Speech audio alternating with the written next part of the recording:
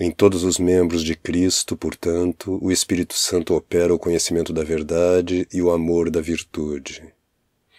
Um só é o corpo de Cristo, constituído de cabeça e membros.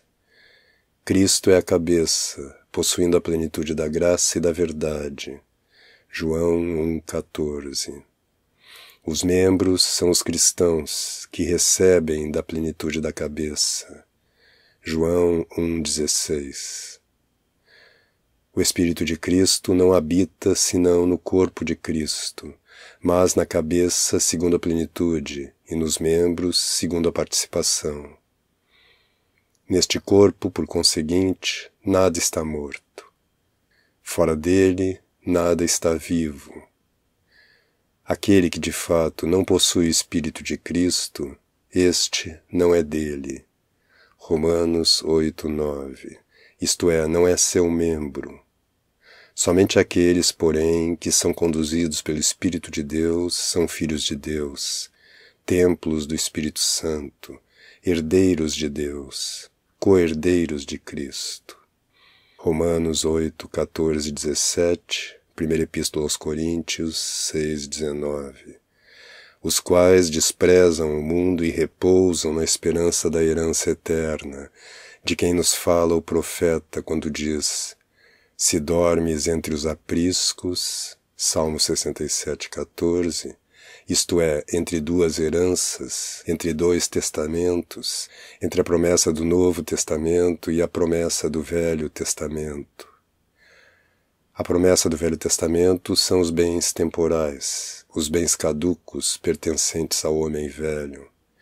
A promessa do Novo Testamento são os bens eternos, a vida eterna. Dormir entre dois apriscos significa, portanto, repousar entre o desprezo do mundo e o amor e o desejo dos bens eternos. Somente estes que desprezam o mundo e anelam pelos bens invisíveis são os que guardam o sábado da mente. O que de fato significa aquela mulher que no Apocalipse o apóstolo João viu vestida de sol e tendo a lua sob os pés. Apocalipse 12:1. Essa mulher é a esposa do Cordeiro, que antes do advento do Espírito Santo estava coberta pelo véu da ignorância, mas que agora, depois do advento do Espírito Santo e da infusão de sua graça, está vestida de sol, isto é, de uma clara luz, para que, vendo como num espelho a glória do Senhor, sejamos transformados na mesma imagem, de claridade em claridade, como pelo Espírito do Senhor. 2ª Epístola aos Coríntios 3:18. E assim possamos, pelos olhos do homem interior, apreender o sol da justiça, o esplendor da glória e o candor da luz eterna. Onde, de fato, está o Espírito do Senhor, ali está a liberdade. 2ª Epístola aos Coríntios 3:17. A liberdade tanto de conhecer como de amar. Essa mulher tem a lua debaixo de seus pés. Apocalipse 12:1. A lua significa as coisas temporais, mutáveis e caducas, as quais a alma que verdadeiramente ama a Deus despreza, rejeita, conculca e considera como esterco.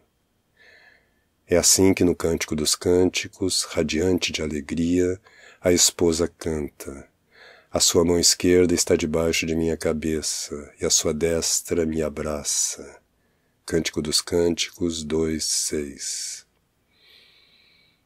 Nesse lugar, aquilo que João entendeu como sendo o sol, Salomão o entendeu pela destra. E o que João entendeu pela lua, Salomão o entendeu como sendo a mão esquerda. Quanto ao que João entendeu pelos pés, pode-se dizer que Salomão o entendeu pela cabeça, não sendo inconveniente que coisas diversas tenham a mesma significação segundo uma propriedade comum, assim como de um mesmo símbolo, segundo diversas propriedades, possam originar-se diferentes significações. Pode-se entender também que a cabeça designa a razão, enquanto os pés designam o afeto. Segundo este modo de entender, há alguns que pelo julgamento da razão desprezam o mundo, estando, porém, unidos a ele por alguma afeição. Esses são aqueles que têm a mão direita debaixo da cabeça, mas ainda não têm a lua debaixo dos pés. Há também outros que não desprezam o mundo somente pelo julgamento da razão, mas que também não estão unidos a ele por nenhum afeto. Esses não somente têm a mão esquerda debaixo da cabeça, como também a lua debaixo dos pés. São aqueles que, pela obra do Espírito Santo, dormem entre os apriscos, repousam entre os montes, Salmo 103, 10, e se gloriam na esperança dos filhos de Deus, Romanos 5, 2. Não no falar da vaidade, mas na esperança da eternidade, assim como aquele que diz: somente tu, Senhor, me constituístes na esperança. Salmo 4, 10. Esses são ainda os filhos de Sião, que exultam no seu rei, Salmo 149, 2. Aqueles que com ouro, prata e pedras preciosas edificam sobre o fundamento que é Cristo. Primeira Epístola aos Coríntios 3, 11 e 12. Que não amam nada contra Deus e, mais ainda, nada amam além de Deus. Nada amam além de Deus, pois aqueles que amam o mundo não possuem o Espírito de Deus. A própria Escritura nos diz que o Espírito Santo é aquele que o mundo não pode receber. João 14, 17. Os que amam o mundo são aqueles que foram expulsos da face de Deus e, nessa condição, se tornaram, como Caim, andarilhos e fugitivos. Gênesis 4, 14. São homens andarilhos de si mesmos e fugitivos de Deus, andarilhos pela imoderada concupiscência e fugitivos pela consciência pecadora. São aqueles homens que se gloriam em sua própria confusão, não interiormente no coração, mas externamente, em sua própria fisionomia.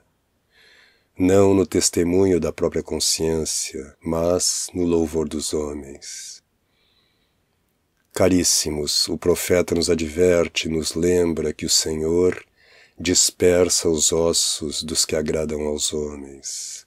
Salmo 52, 6. Enquanto que os que possuem o Espírito de Deus dormem entre os apriscos, possuindo em si a verdadeira paz. Aquele que neles habita os conduzirá da paz da alma à paz de Deus, da paz interna à paz externa, a verdadeira paz, a paz em si mesmo, Salmo 4, 9, a paz que supera todo sentido, Filipenses 4, 7, ao poço da saciedade, à fonte da vida, à água do refrigério, ao paraíso das delícias, à afluência de todos os gozos, à plenitude das alegrias, aos bens que o olho não viu, nem o ouvido ouviu. Primeira Epístola aos Coríntios 2, 9.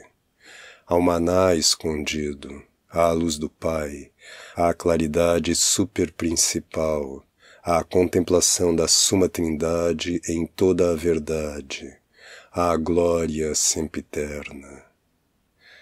Que a ela nos conduza o Deus trino e uno. Amém.